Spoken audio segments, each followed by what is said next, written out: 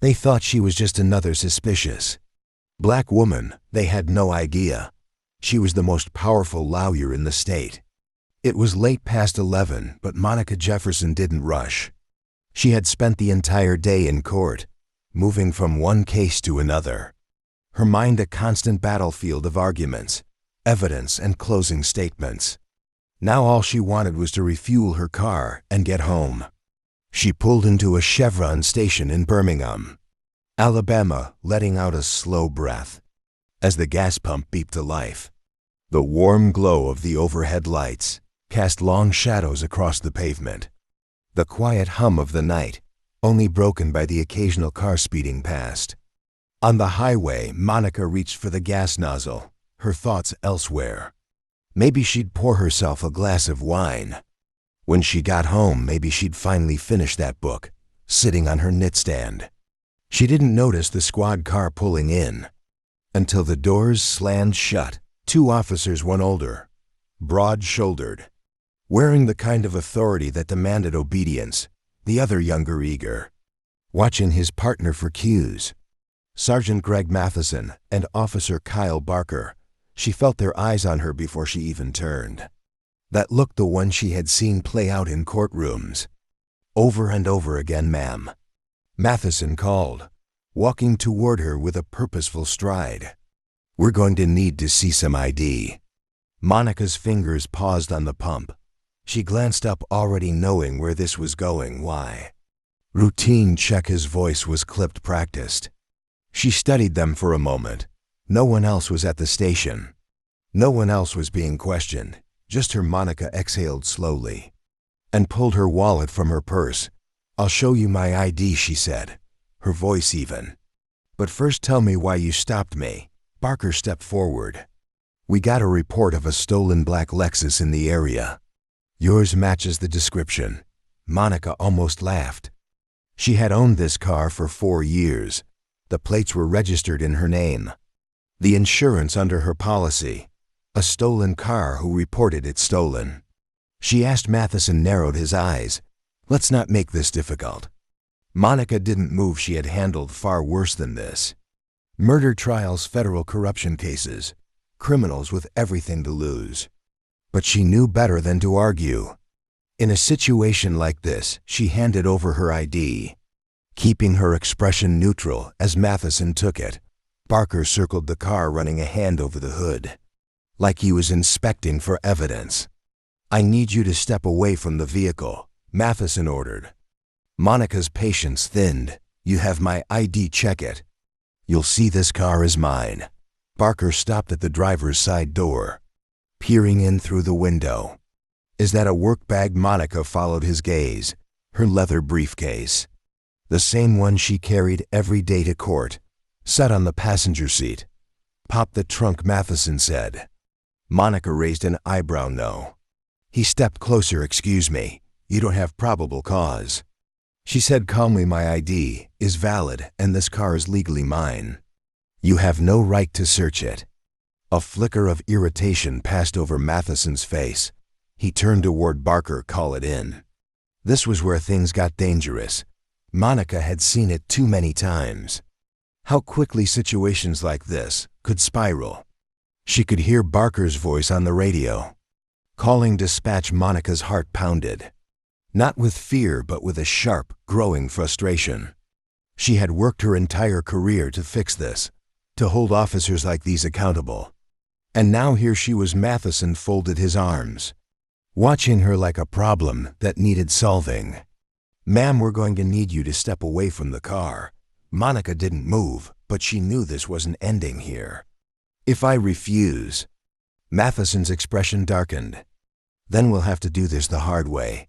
Monica felt the shift in the air. The moment Matheson squared his shoulders, his stance changed, more rigid, more aggressive. She had spent enough time in court, dissecting police body language, to know what was coming next. "Ma'am, I'm not going to ask you again," Matheson said, his voice tightening. "Step away from the vehicle." Monica's pulse stayed steady. She had argued against men like him in court, picked apart their excuses on the stand. But here on this dimly lit gas station lot, There was no judge, no jury. Just power unchecked. Barker's hand hovered near his belt. Tension crackled between them. Monica could hear her own heartbeat. Steady and deliberate as she calculated her next move. "Sergeant," she said. Her voice calm, measured. "You know this is illegal." Matheson exhaled sharply through his nose. "You're resisting a lawful order." "There's nothing lawful about it," Monica countered. She should have known it didn't matter. Barker moved first, his hand shot out, gripping her wrist with a force that told her this wasn't about a traffic stop anymore. This was about control before she could react. Matheson grabbed her other arm, wrenching them both behind her back. "Are you serious?" Monica hissed. Twisting slightly, "Stop resisting." Barker snapped.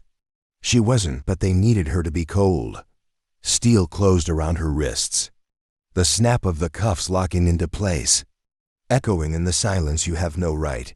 You're under arrest for failure to comply." Matheson interrupted. Monica clenched her jaw.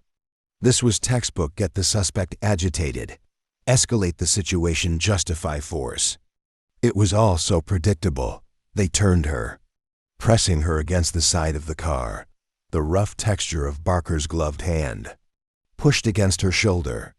"You got anything on you I should know about?" Barker asked, patting down her pockets with deliberate slowness. Monica stared ahead, checked the purse. Matheson ordered. Barker grabbed it off the hood, yanking it open. "Wallet, keys." "Court badge." His movement slowed. "A Sarge." Matheson glanced over. What Barker pulled out a leather case, flipped it open. Monica's official identification stared back at them. "State Prosecutor's Office, Chief Prosecutor." For a moment, silence. Then Matheson snatched it from Barker's hand, eyes scanning the embossed lettering. The golden state seal, glinting under the fluorescent lights. His face lost a shade of color. "You're making the mistake," Monica said. Her voice calm but edged. Matheson blinked, processing. Barker shifted uncomfortably. "Sarge, what do we do?" Matheson hesitated. The weight of what they had just done was crashing over him in real time. They had just arrested the woman, overseeing their own department's racial profiling investigation. And now they were trapped. "Take the cuffs off," Matheson muttered. Barker didn't move. "I said, take the damn cuffs off." Barker fumbled, metal scraping against metal as he unlocked them. Monica rubbed her wrists, watching them both carefully.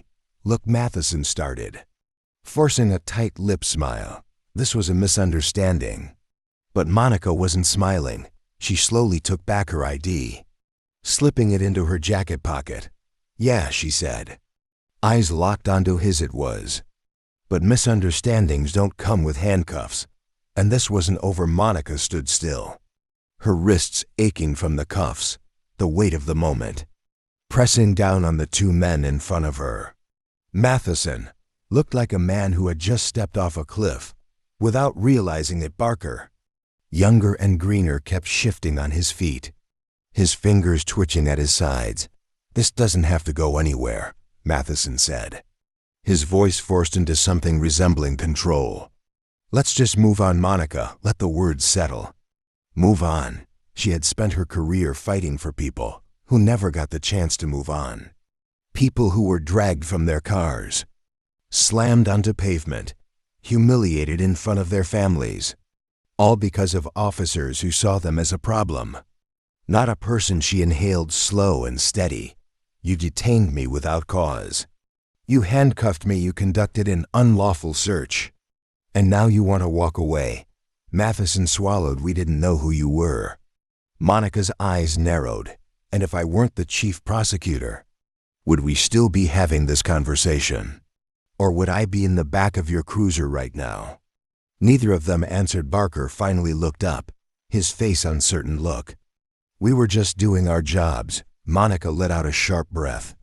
That excuse, that tired, lazy excuse. She took a step forward, lowering her voice just enough to make them listen. "You think this ends here? You think because you took the cuffs off, this all disappears?" She tilted her head. "Tell me, how long have you been on the force?" Barker hesitated. 5 years. Monica turned to Matheson and you. His jaw clenched. 18 years, she echoed. Long enough to know better. Matheson exhaled through his nose, his hands resting on his hips, like he was bracing himself. What do you want from us? Monica studied him. I want you to remember this moment, because the next time you pull over someone who looks like me, but doesn't have this. She held up her badge, letting the weight of it sink in. They won't have the same power to fight back. She let the silence stretch. Barker shifted again, his face tight, eyes darting between her and his partner. Finally, Matheson spoke. Look, we screwed up. I get it. Monica shook her head. No, you don't, but you will. Matheson opened his mouth, but before he could say anything, the crackle of Barker's radio cut through the air. Unit 27. Status check on that traffic stop. The dispatcher. Someone else knew about this encounter now. Barker hesitated, looking at Matheson for guidance. Matheson exhaled sharply. Tell them we're clear. Barker hesitated just a second. Too long. Guilt is a heavy thing to carry. But eventually he pressed the button. Unit 27. All clear. Monica nodded. Good. Now I suggest you both go home and think real hard about what just happened. She turned toward her car, reaching for the door handle. But then, as if something had just clicked into place, a slow realization crept into Matheson's face. What department did you say you worked for? He asked carefully. Monica smiled, but there was no warmth in it. I didn't. She slid into her seat, closed the door, and started the engine. As she pulled away, she didn't need to look in the rearview mirror to know they were still standing there, their world suddenly much smaller than it had been 10 minutes ago, because they had just wrongfully arrested the woman leading the investigation into their department. And tomorrow morning they would wake up to a nightmare they couldn't walk away from. The next morning, Monica sat at her desk, staring at the stack of case files in front of her. The irony wasn't lost on her. For months she had been reviewing complaints against officers in the Birmingham Police Department, each one outlining patterns of racial profiling, excessive force, and unlawful stops, each one filled with names of people who had been humiliated, arrested, or worse, all because officers made a mistake. And now her own name belonged in one of those files. A knock at the door pulled her out of her thoughts. Her assistant, Clara Rodriguez, poked her head in there. Here. Monica exhaled. Send them in. The door opened wider, and Police Chief Walter Grayson stepped inside. His expression was tight, unreadable. Behind him, Internal Affairs Investigator Samuel Owens carried a manila folder tucked under his arm. They didn't waste time with pleasantries. Grayson cleared his throat. I saw the footage. Monica's fingers tapped against the edge of her desk. The gas station cameras had caught everything, I assume. You also saw the part where they put me in handcuffs, she said coolly. Grayson's lips pressed into a thin line. I won't defend them. What happened last night was unacceptable. Monica tilted her head. Then you already know what comes next. Owen set the folder down, flipping it open. Inside were disciplinary reports. Matheson and Barker's names stamped across. Multiple complaints. Monica glanced down. How many? Grayson hesitated. Monica looked up sharply. How many? Owens answered instead. 14 complaints against Matheson. 9 against Barker, mostly racial bias claims. Monica let that sink in. And yet they were still patrolling the streets. She leaned back in her chair. You know, when I started looking into this department, I had a theory. She folded her hands together. I assumed the problem was systemic, that leadership turned a blind eye. But last night I realized something else. Grayson's eyes flickered. And what's that? She held his gaze. The problem isn't just the system. It's that officers like Matheson and Barker think they're untouchable. Grayson shifted. I'll be placing both of them on administrative leave. That's not enough, Monica cut in. Owens watched her carefully. What do you want? She leaned forward, her voice firm. I want them off the force. Grayson tensed. Monica, you know how difficult it is to fire an officer. With union protections, even with the footage. The appeals process could drag on for months. Then let's make sure they don't appeal. Grayson exhaled sharply, rubbing a hand over his face. You're asking me to throw them to the wolves. Monica's expression didn't change. No, I'm asking you to hold them accountable. For once, Owen shifted in his seat. If we charge them, the department will take a hit. It's already under scrutiny. Monica let out a short laugh. You're worried about the department's image. I was humiliated, handcuffed, and illegally detained. By 2 officers with a history of misconduct. If you think I'm letting this go, you don't know me at all. A long silence settled between them. Grayson exhaled. What charges are you recommending? Monica didn't hesitate. Unlawful detention. Misconduct and abuse of power. Grayson's shoulders sagged. He knew there was no way around this. Fine. Owens nodded. I'll draft the paperwork. Monica stood. And one more thing. They both looked at her. I want a press conference. Grayson frowned. You sure about that? Monica's eyes darkened. I'm done handling things quietly. It's time the public knows exactly who's protecting them. Because if Matheson and Barker could do this to her, a woman with power and influence, what were they doing to people who had no voice at all? This wasn't just about justice. This was about making sure it never happened again.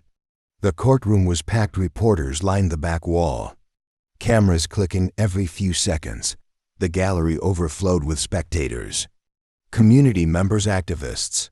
Other officers watching the proceedings in silence. At the defendant's table, Sergeant Greg Matheson and Officer Kyle Barker sat in stiff suits, their badges removed.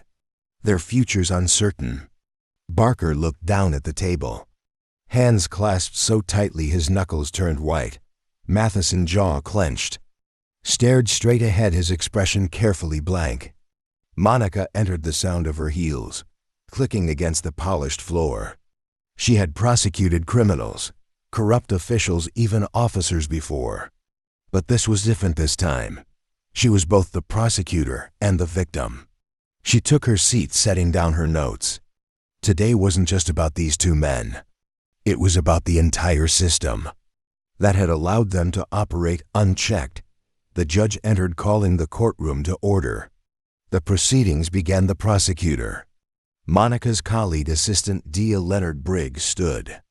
Your Honor, the people will show that the defendants, Sergeant Greg Matheson and Officer Kyle Barker, engaged in an unlawful detention, violated the rights of the victim, and abused their authority under the color of law. Matheson's attorney, Victor Langley, rose next. His voice was smooth, practiced. Your Honor, my clients acted within the scope of their duties. This was a misunderstanding, not an intentional act of misconduct. A misunderstanding. Monica kept her expression neutral. A misunderstanding doesn't come with handcuffs. Briggs called the first witness. The gas station manager. I was inside watching the cameras. The man testified she was just pumping gas. Then those 2 showed up, and you could tell right away. They weren't there to help. Briggs played the surveillance footage. Every second of the wrongful stop played out on screen. The moment Matheson demanded ID. The moment Barker circled the car. The moment Monica was grabbed, restrained and cuffed, and then the moment their faces changed when they saw her badge. Briggs let the footage roll a few seconds longer, letting the weight of it settle in the room. Do these officers appear to have any reason for making the arrest? He asked. No, sir. The manager answered. They just wanted to. Matheson shifted in his seat. Barker kept his head down. Next, Barker was called to testify. He hesitated, glancing at Matheson, before finally standing and making his way to the witness stand.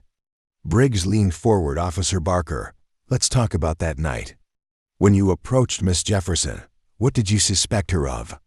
Barker swallowed. There was a report of a stolen vehicle. Matching the description. Briggs raised an eyebrow.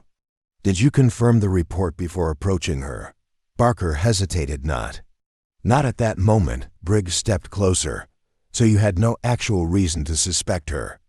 Barker shifted. We just wanted to be sure. Briggs turned to the jury. Wanted to be sure. That's the reasoning. Not probable, 'cause not evidence. Just a gut feeling. He turned back to Barker. At what point did you realize you had detained the chief prosecutor of this state?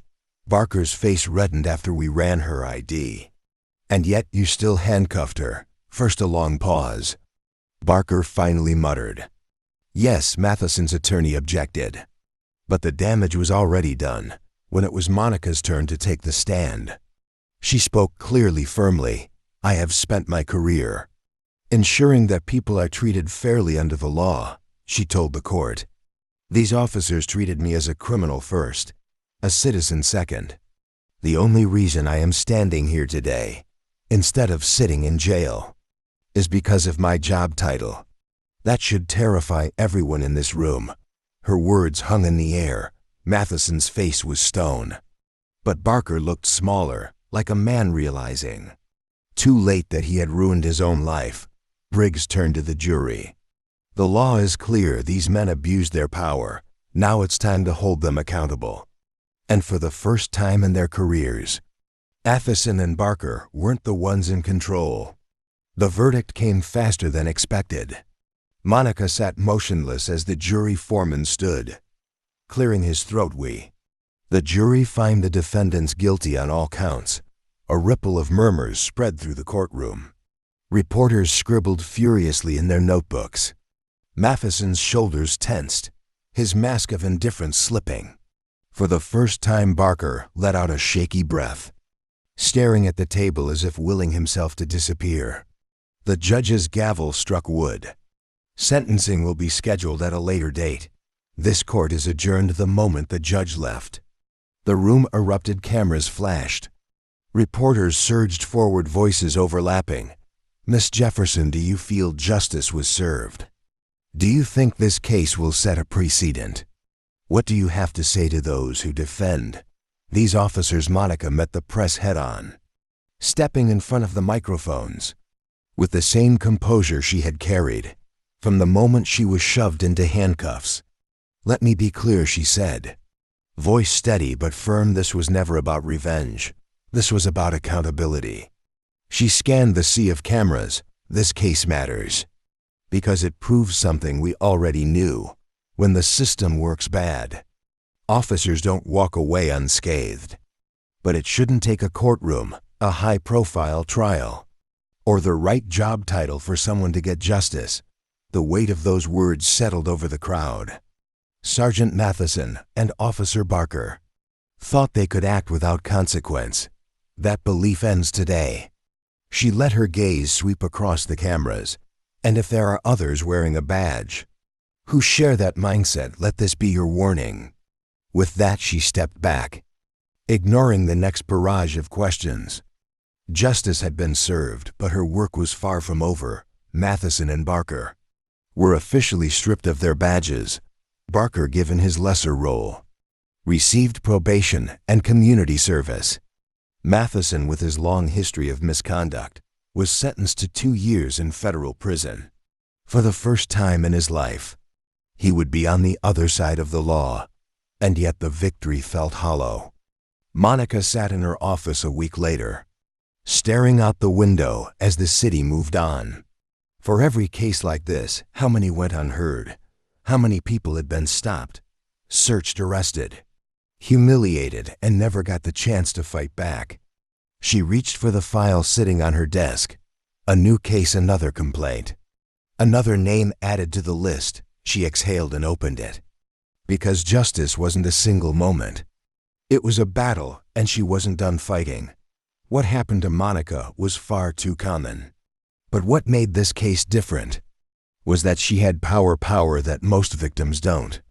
What if she had been just another black woman at a gas station? No badge, no influence, just a person trying to get home. Would those officers have apologized? Would they have let her go? Or would they have justified their actions until she was behind bars? Another statistic, another misunderstanding swept under the rug. This story isn't just about 2 bad cops losing their jobs. It's about a broken system that lets officers like them thrive in the first place. So ask yourself how many more are out there? And how many more will it take before real change happens? If you believe in accountability, if you believe justice shouldn't depend on status, share this story. The more people who see it, the harder it becomes to ignore. And if you haven't already, subscribe for more stories that challenge the system and demand the truth, because the fight isn't over. Not yet.